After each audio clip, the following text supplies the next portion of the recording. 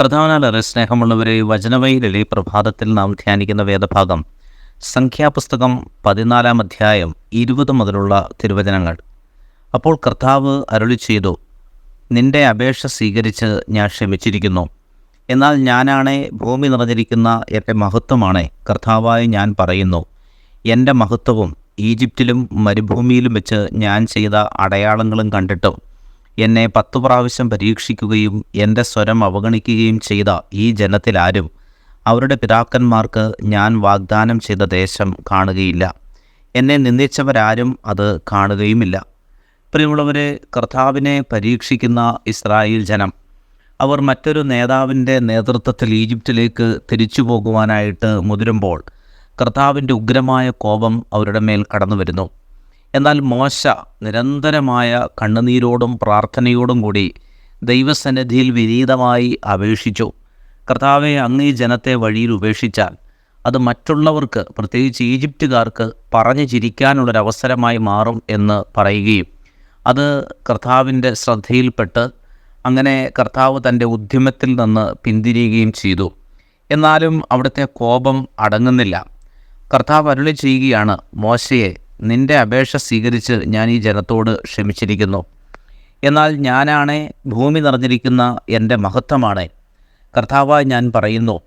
ഈജിപ്തിൽ നിന്നും പുറപ്പെട്ട ഒറ്റയാൾ പോലും കാലേബൊഴിച്ച് മറ്റാരും തന്നെയും ഈ തലമുറയിൽപ്പെട്ട ആരും കനാൻ ദേശത്ത് പ്രവേശിക്കുകയില്ല. അടുത്ത തലമുറയായിരിക്കും കനാൻ ദേശത്ത് പ്രവേശിക്കുന്നത്.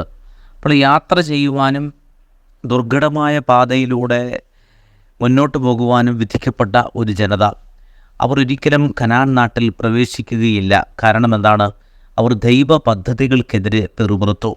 അപ്പോൾ അങ്ങനെ പിറുപിറുത്ത 10 പ്രാവശ്യം ദൈവത്തെ പരീക്ഷിച്ച് ദൈവത്തിനെതിരെ പഴി പറഞ്ഞ ഒരു ജനത, ആ 10 പ്രാവശ്യവും അവർ ദൈവത്തിൻ്റെ ആ വലിയ വാഗ്ദാനത്തെയാണ് മറന്നുപോയത്. അങ്ങനെ ആ 10 വാഗ്ദാനങ്ങളിലൂടെ ദൈവത്തിൻ്റെ വലിയ കൃപകൾ കടന്നു വരികയാണ്. ആ ദൈവ മഹത്വം അത് തിരിച്ചറിയുവാനായിട്ട് ഇസ്രായേൽ ജനത്തിന് സാധിക്കുന്നില്ല.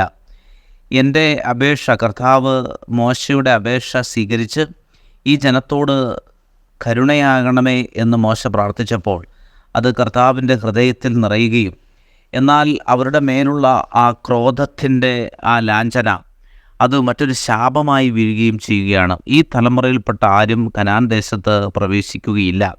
10 പ്രാവശ്യം എന്നെ പരീക്ഷിക്കുകയും എൻ്റെ സ്വരം അവഗണിക്കുകയും ചെയ്തവരാണവർ.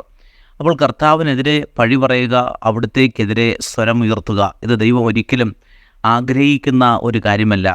വിനയത്തോടും എളിമയോടും കൂടി ആ ദൈവിക ശുശ്രൂഷ ചെയ്യുക എന്നുള്ളതാണ് ഏറ്റവും പ്രധാനപ്പെട്ട സ്വരം. അവരും അവരുടെ പിതാക്കന്മാർക്ക് ഞാൻ വാഗ്ദാനം ചെയ്ത ദേശത്തെത്തുകയില്ല എന്ന് പറയുമ്പോൾ എത്രമാത്രം ഒരു പരീക്ഷണത്തിലൂടെയാണ് ഈ ജനതയെ കർത്താവ് കടത്തിവിടുന്നത്. കാരണം അവർ സ്വയം വിശുദ്ധീകരിക്കപ്പെടണം. അവരുടെ നാവിനും അവരുടെ ഹൃദയത്തിനും ശരീരത്തിനുമെല്ലാം ഒരു നിയന്ത്രണം ഉണ്ടായിരിക്കുകയും ദൈവത്തിൻ്റെ അധികാരത്തിന് വിധേയപ്പെട്ട് ജീവിക്കുകയും ചെയ്യുക എന്നുള്ളതാണ് ഇന്ന് ആഗ്രഹിക്കുന്ന പ്രധാനപ്പെട്ട ഒരു കാര്യം. കർത്താവ് നമ്മുടെ ദിവസത്തെ അനുഗ്രഹിക്കട്ടെ. സ്നേഹപൂർവ്വം, ആദർശിച്ച്.